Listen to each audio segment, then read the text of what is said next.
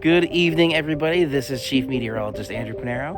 Outside in some snow. It just started to come down, and it really looks like it's been sticking for a little bit, so let me show you out here. So it's not necessarily sticking to the grassy areas, but it's definitely sticking to the roadways. The roadway I am on is completely snow-covered right now, and this really only just started about a half hour ago.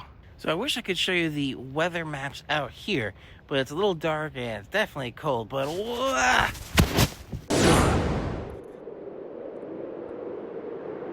this is weird. I guess this kind of works. Alright, let's talk weather.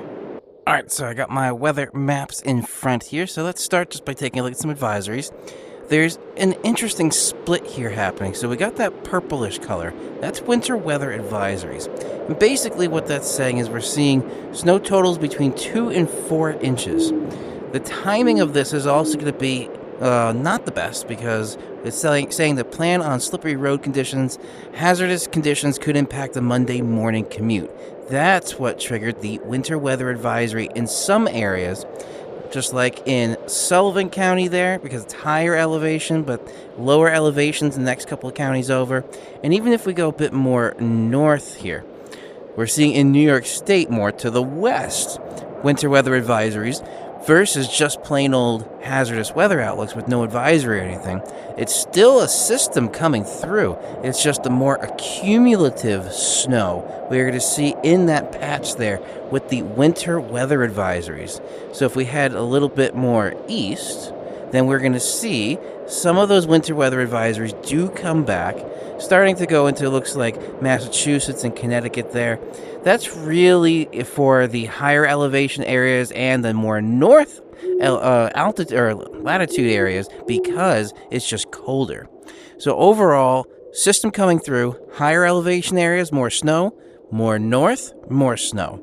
So that's why right around that New York City area, we're not really seeing too much there. Now, when we look at the radar, this is pretty much a textbook definition of a Clipper system. So it's a fast-moving system, so we kind of see a little bow happening right there, or the arc of the system. Faster winds in the middle, slower winds on the end. So that's coming down from Alberta, Canada, and just clipping through the northeast there. Thus the name Alberta Clipper. So it's going to be quick, moderate, not really intense, and it's not going to bring a lot of snow, but it will bring a lot of cold for tonight. But then we're going to see the winds shift, and we're going to see behind there a little bit of a warming trend going into tomorrow. Now on the radar scope picture here, we are seeing this little mixing happening with some snow. So that is what's triggering the winter weather advisories in some areas versus the hazardous weather outlook in others. It's all because of where the temperature is going to cause more snow versus mixing versus the blue with the snow in some areas. And it really looks like south of New York City, it's really just rain. North New Jersey, that's where we're kind of seeing a bit more of the transition. And then north of the Hudson Valley, that's where it's pretty much just going to be snow. It's just a matter of intensity as that system makes its way through. Now let's take a look at the tropical tidbits here, the good old tropical tidbits with the GFS we'll start out with. Now the GFS is a larger scale and longer range model, so we're not going to get the most precise look at it here. So let's just advance a little bit, and we're going to see once we start going one frame by one frame here. Very quickly, these are 6-hour intervals, so this whole system is going to be pretty much done. Looks like by 7 a.m. it's completely out of the New York City area. Going up into New England, it's still going to be a factor, so for your Monday morning commute, you definitely got to keep that in mind. But the other thing to note here, that 540 line, again, not the temperature line. It's a thickness line that represents where the freezing point is. It's starting to retreat northward. So that's where we're going to be pretty much at freezing once we get to the morning commute. That's where it's going to be in our favor. So any slippery conditions, they can melt away a little bit. And then on our next frame here, we see that 540 line really start to retreat northward. In the afternoon tomorrow, we could be seeing temperatures getting into the upper 40s, maybe mid 40s once you get a little bit more north. That's why there's just a little bit of rain by the time we get to Monday evening, right around Albany there, where it was just all snow. So this week, we're going to be seeing this roller coastering of temperatures. Now, the next system we're going to take a look at, and we have to keep in mind for now, I'm just going to give you a little tease here, is going to be this system right there.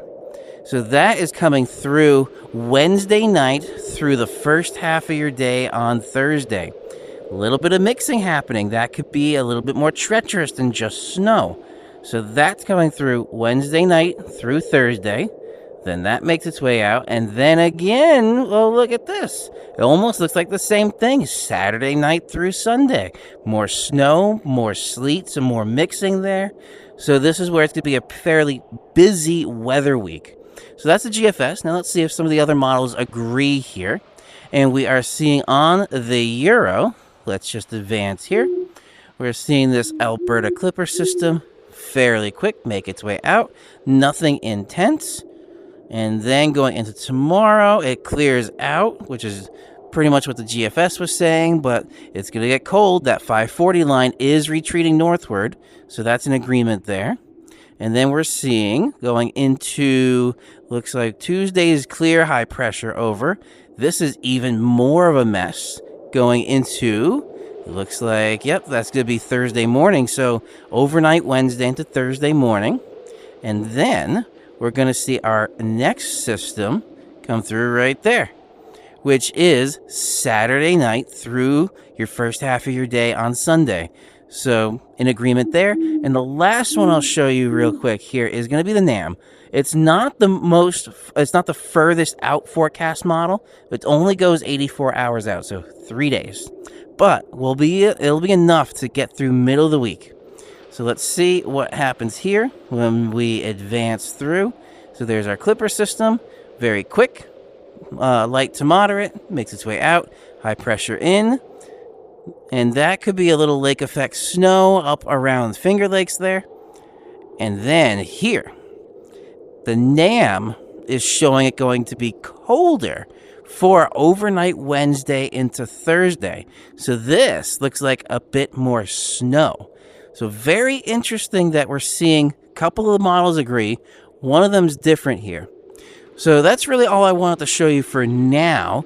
We'll have a bit more of a deep dive going into the live stream for this week with all of these systems here. All right, so let's head out of the snowy, mountainy area that we're in right now and head back to the desk. Oh, okay. Well, we're back in the studio now. So overall, it's going to be a very busy weather week. So definitely hit that subscribe button below and the little bell icon right next to that so you get notified whenever I upload videos like this or I do go live. So this Tuesday, it definitely looks like I'll be going live because we got quite an active weather week to discuss. All right, that's a wrap for this video, everybody. I hope you enjoyed. This is Chief Meteorologist Andrew Pinero. Stay safe out there, and I'll see you all in the next video.